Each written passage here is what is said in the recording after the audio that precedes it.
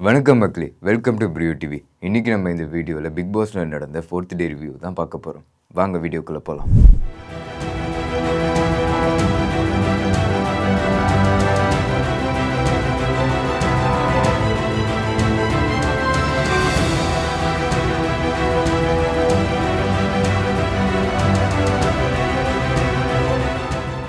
Early morning ஒரு 3:30 இருக்கும். அப்போ பிக் பாஸ் வந்து வாட்டர் டேப்பை ஓப்பன் பண்ணி விடுறாங்க.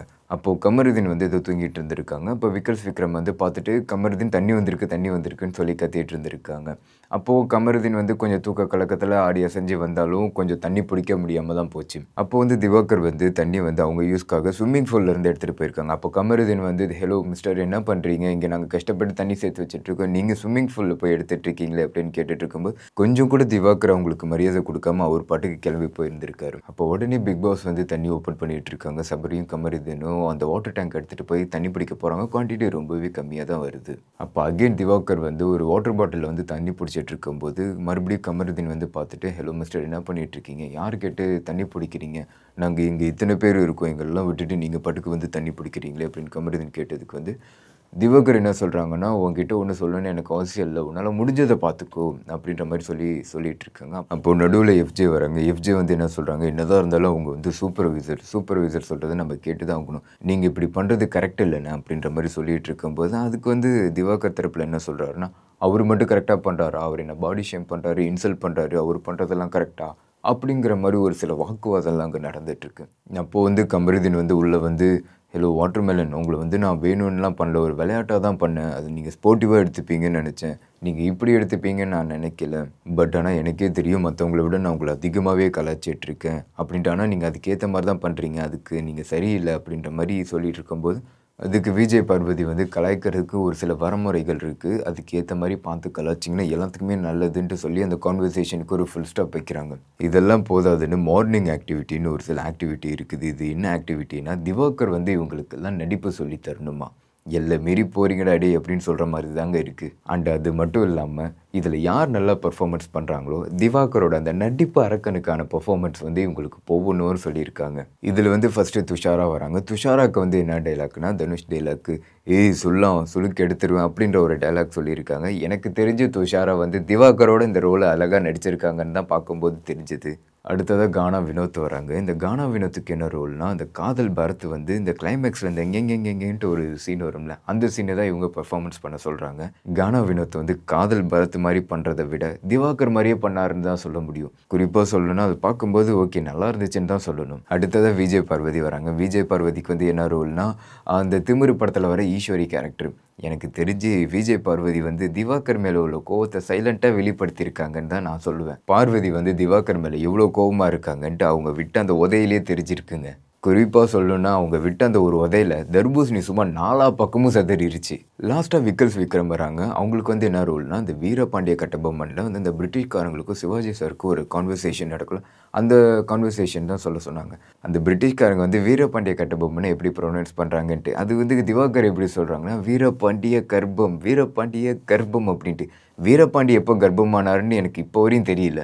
திவாகரே அந்த பர்ஃபார்மன்ஸை பார்த்து இம்ப்ரெஸ் ஆகி அந்த நடிப்பு அரக்கனுக்கான பட்டம் வந்து விக்ரமுக்கு தான் போகணும் அப்படின்னு சொல்லி விக்ரமுக்கு தான் அந்த பட்டம் கொடுத்துருக்காங்க. அதுக்கப்புறம் கொஞ்ச நேரம் கழித்து பிக் பாஸ் வந்து எல்லாரையும் உட்கார வச்சு, தண்ணி எல்லாத்துக்கும் போதுமானதாக இருக்கா, தண்ணி இப்போ இவ்வளோ இருக்குது, தண்ணி எத்தனை தடவை நான் கொடுத்துருக்கேன்னு உங்களுக்கு தெரியுமான்னு கேட்கும்போது கமருதீன் அதுக்கு வந்து சொல்கிறாங்க, பிக் பாஸ் ஒரு 4 வாட்டி கொடுத்துருக்கீங்க, அதில் நான் ஒரு வாட்டி மிஸ் பண்ணிட்டேன், மீதி 3 வாட்டியுமே குவான்டிட்டி ரொம்ப கம்மியாக ஒரு 1 லிட்டருக்கு ஏற்ற மாதிரி தான் தண்ணி வந்திருக்கும் அப்படின்னு சொல்கிறாங்க. அப்போ வந்து பிக் பாஸ் வந்து ஒரு ஏவி போடுறாங்க. ஏவியில் வந்து என்னென்னா ஒரு 5 வாட்டி போட்ட மாதிரி காமிச்சிருக்கு. அதுக்குமே பிக் பாஸ் வந்து சொல்கிறாங்க, நீங்கள் வந்து என் டீம்மேட்ஸாக இருக்கிறதுனால உங்களுக்கு நிறைய வாட்டி நான் வந்து தண்ணி எக்ஸ்ட்ராவே கொடுத்துருக்கேன், ஒரு வாட்டி 5 நிமிஷம் கொடுத்துருக்கேன், ஒரு வாட்டி 7 நிமிஷம் கொடுத்துருக்கேன், ஆனால் நீங்கள் அதெல்லாமே பார்த்துட்டு இன்னும் கேர்லெஸ்ஸாக இருக்கிறது தான் எனக்கு ரொம்ப வருத்தமாக இருக்குது.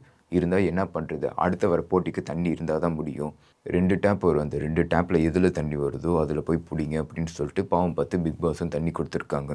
அதுக்கப்புறம் கேப்டனை செலக்ட் பண்ணுற டாஸ்க்குள்ளே வராங்க. இந்த டாஸ்க்கு வந்து என்னென்னா வெளுத்துக்கட்டுன்ட்டு ஒரு டாஸ்க்கு. இதுக்கு முன்னாடி செலக்ட் ஆன ஒரு 8 பேருக்கும் 8 ஜீன்ஸ், ஆளுக்கு ஒரு ஜீன்ஸ்னு சொல்லி கொடுப்பாங்க. அது வந்து ஒரு அழுக்கு ஜீன்ஸ், அதை யாரும் ப்ராப்பராக வாஷ் பண்ணி அந்த 5 ஹேங்கரில் மாட்டுறாங்களோ அவங்க தான் நெக்ஸ்ட் ரவுண்டுக்கு போவாங்க. இந்த 5 ஹேங்கர் எதுக்குன்னா, 8 பேரில் யார் ஃபஸ்ட் அந்த ஹேங்கரில் வந்து போடுறாங்களோ அதில் டாப் 3 செலக்ட் பண்ணுவாங்க. இந்த செலக்ட் பண்ணுறதுமே டீலக்ஸ் ஹவுஸில் இருக்கவங்க தான் செலக்ட் பண்ணுவாங்க.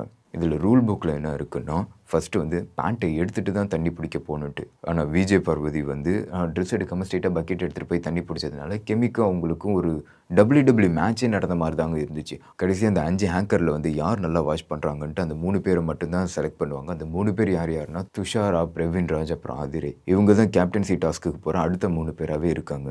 ஃபைனலாக ஸ்டோரி டெல்லிங் செக்மெண்ட்டுன்னு ஒன்று வைக்கிறாங்க. இந்த ஸ்டோரி டெல்லிங் செக்மெண்ட்டில் வந்து என்னென்னா, ஃபஸ்ட்டு வந்து ஆதிரி பேசுகிறாங்க. அவங்க வந்து என்ன பேசுகிறாங்கன்னா, நான் நிறைய இன்டர்வியூ, நிறைய ஆடிஷன் அட்டென்ட் பண்ணியிருக்கேன், எதுவுமே கிடைக்கல.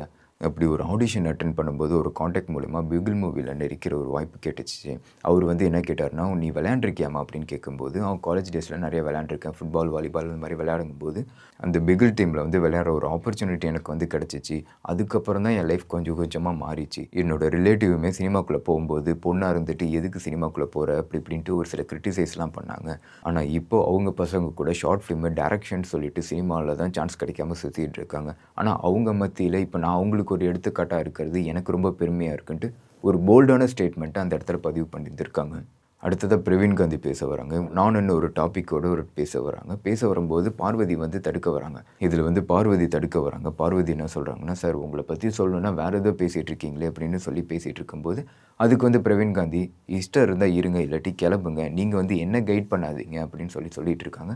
அதுக்கப்புறம் பிரவீன் காந்தி என்ன சொல்கிறாங்கன்னா, எனக்கு வந்து சினிமாவில் வரணுன்ட்டு 7 வயசுலேயே ஆசை வந்துருச்சு. 17 வயசுலேயே நான் வந்து அசிஸ்டன்ட் டைரக்டராக ஒர்க் பண்ணேன். அப்போது ஒரு சில காண்டாக்ட் மூலிமா எனக்கு குஞ்சுமோன் சாரோட காண்டாக்ட் கிடைக்குது. குஞ்சுமோன் சார் வந்து ரொம்ப பஞ்சுவாலிட்டியான ஆள். எப்போவுமே மார்னிங் கதை கேட்க உட்காந்துருவார். அவர்கிட்டயே நான் ஒரு 6 ஸ்டோரி 7 ஸ்டோரி கிட்ட சொல்லியிருந்திருக்கேன். அதில் ஒன்று செலக்ட் பண்ணதான் ரக்ஷகன் மூவி. ரக்ஷகன் மூவியோட சீன்ஸ், இன்டர்வல் போர்ஷன், இதில் வர சோனியா சாங்ஸ்லாம் இப்போ வரையுமே ட்ரெண்ட் ஆகுது. அந்த படம் நான் ஃபஸ்ட்டு எடுக்கும்போது அது மிகப்பெரிய வெற்றி படமாக தான் எனக்கு அமைஞ்சது. அதுக்கப்புறம் பிரசாந்தை வச்சு ஜோடின்னு ஒரு படம் எடுக்கிறேன். அந்த படமுமே யாருமே எதிர்பார்க்காத அளவுக்கு எனக்கு ஒரு வெற்றி படமாக தான் அமைஞ்சிருக்கு. அண்ட் இதுக்கப்புறம் கடைசியாக பேச வராங்க கலையரசன். கலையரசன் வந்து என்ன சொல்கிறாங்கன்னா, நாங்கள் மொத்தம் 4 பேர், எனக்கு மொத்தம் 3 அக்காங்க இருக்காங்க, நான் தான் 4வது ஆள். எங்கள் அப்பா வந்து ஒரு மிகப்பெரிய மியூசிக் டைரக்டர். அவர் வந்து எங்கேனாலும் ஆர்கெஸ்ட்ரா பண்ணுவார். எங்கள் அப்பாவுக்கும் எங்கள் அம்மாவுக்கும் ஒரு 15 வருஷம் கேப் இருக்கும்.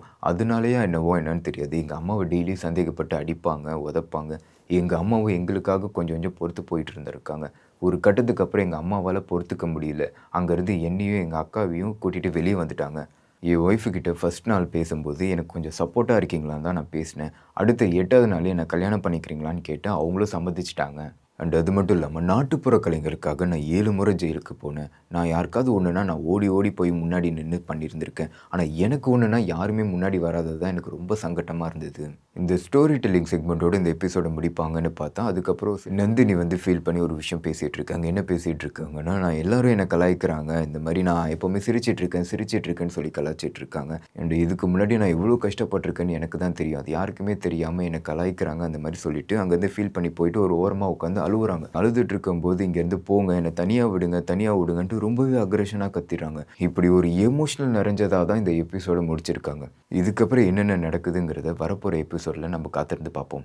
ஓகே மக்களே, இந்த வீடியோ உங்களுக்கு பிடிச்சிருக்குன்னு நினைக்கிறேன். அதே மாதிரி இந்த வாரம் யார் எலிமினேட் ஆக போகிறா, கூடிய சீக்கிரத்தில் யார் டைட்டில் வின் பண்ணுவான்ட்டு உங்கள் கருத்தை கமெண்ட் பண்ணுங்கள். அண்ட் இதே மாதிரி டெய்லி வீடியோஸ் பார்க்கணுன்னா பிரியோ டிஜிட்டலை மறக்காமல் சப்ஸ்கிரைப் பண்ணி வச்சுக்கோங்க. And sign out from Kishore.